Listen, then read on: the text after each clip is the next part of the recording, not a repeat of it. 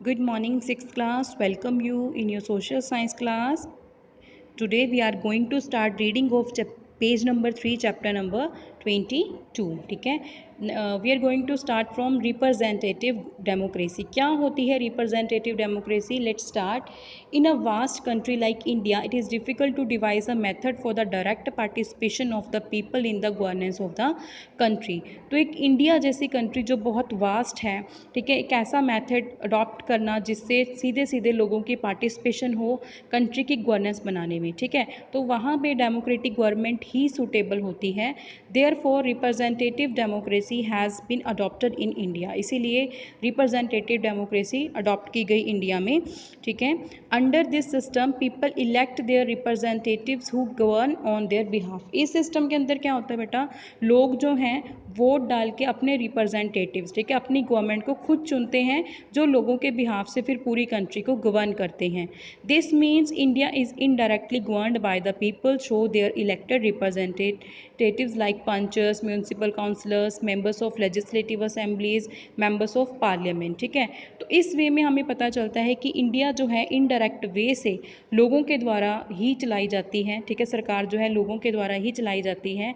जो पीपल हैं, लोग क्या हैं, वो अपने रिप्रेजेंटेटिव चुनते हैं लाइक पंचेस के रूप में, म्यूनसिपल काउंसिलर्स के रूप में, लेजिस्लेटिव असेंबली के मेंबर्स हैं, मेंबर ऑफ पार्लियामेंट है, ये सारे लोगों के द्वारा ही चुने जाते हैं.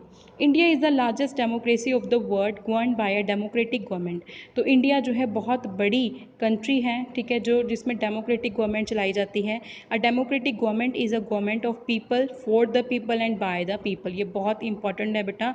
अगर आपसे कोई डेफिनेशन पूछे डेमोक्रेसी की, तो ये डेफिनेशन जो है यही है कि डेमोक्रेटिक गवर्नमेंट कौन सी गवर्नमेंट है, लोगों की, ठीक है, लोगों के लिए और लोगों द्वारा चुनी गई.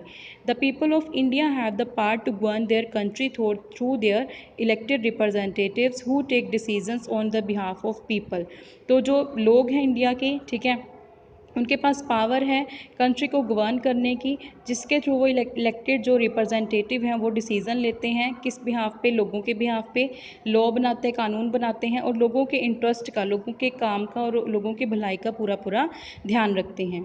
Do you know, we Indians must feel proud of the fact that our constitution makers gave equal voting rights to men and women both after independence when the constitution was enforced, unlike of USA, UK, France, where women had to fight for years to get the right to vote. In the United States of America, women get the right to vote in 1920.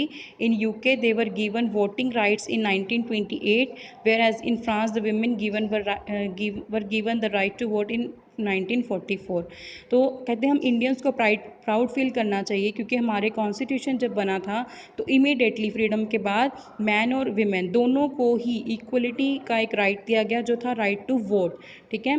Constitution के अंदर ये चीज़ clear की गई कि जो man है women है दोनों को वोट डालने का पूरा अधिकार है, जबकि यूएस से यूके और फ्रांस जैसी कंट्री में लोगों जो वीमेन हैं उनको बहुत सालों तक स्ट्रगल करना पड़ा था वोट का अधिकार लेने के लिए, ठीक है.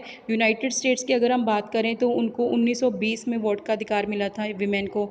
यूके की बात करें तो उनको 1928 में मिला था, ठीक है. फ्रांस की बात करें तो उनको 1944 में मिला था. क्लियर.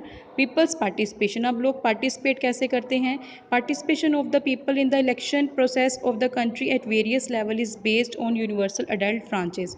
यूनिवर्सल अडल्ट फ्रांचेस का के बेस के ऊपर है राइट टू वोट. इसमें क्या होता है कि जिसका मतलब है कि सिटीज़न, जो लोग इंडिया के अंदर चाहे मेल है फीमेल है जिनकी एज जो है 18+ है, ठीक है, वो क्या है that are eligible to cast the vote. तो अपनी वोट जो है दे सकते हैं किसी के भी साथ कास्ट, कलर, क्रीड, ठीक है, रिलीजन, रीजन, लैंग्वेज, किसी के भी साथ जात या रंग या जो धर्म है या भाषा है, इस तरह से किसी भी तरह का भेदभाव नहीं किया जाएगा.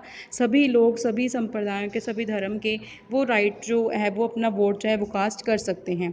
Right to vote and to elect representative is given to all the adults without any discrimination.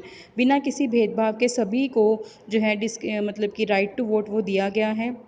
This right forms the very basis on of democratic governments at various levels in India. तो यही जो right to vote है यही democratic को क्या है main इसका base बनाती है, ठीक है, और हर इंडिया के हर लेवल के ऊपर इंडियंस को जो है इक्वलिटी प्रोवाइड करती है. People's participation doesn't end even after the election. उनकी पार्टिसिपेशन जो है इलेक्शन के बाद ख़त्म नहीं होती है. It is also to be seen when government is formed by the elected representatives. ये तब भी चलती रहती है जब जो गवर्नमेंट है, जो लोग रिप्रेजेंटेटिव जो लोगों द्वारा चुने गए हैं उनके थ्रू जब गवर्नमेंट बनाई जाती है तब भी इनके ऊपर पूरा चेक रखा जाता है. In day to day life people closely watch the activities of various departments. हर प्रतिदिन लोग जो है सभी एक्टिविटीज़ को देखते रहते हैं डिपार्टमेंट्स के अंदर और उनको कई बार क्रिटिसाइज़ भी करते हैं अगर ज़रूरत पड़े तो. They also guard their own rights and freedom given to them by the Indian constitution. वो इस चीज़ का ध्यान रखते हैं कि जो इंडियन कॉन्स्टिट्यूशन में उनको राइट्स दिए गए हैं, अधिकार दिए गए हैं, कोई भी उन अधिकारों की उल्लंघना ना करें, ठीक है. So this is sufficient for today. Tomorrow we will read the next page. तब तक आप इसको रीड करना and try to understand it. Thank you.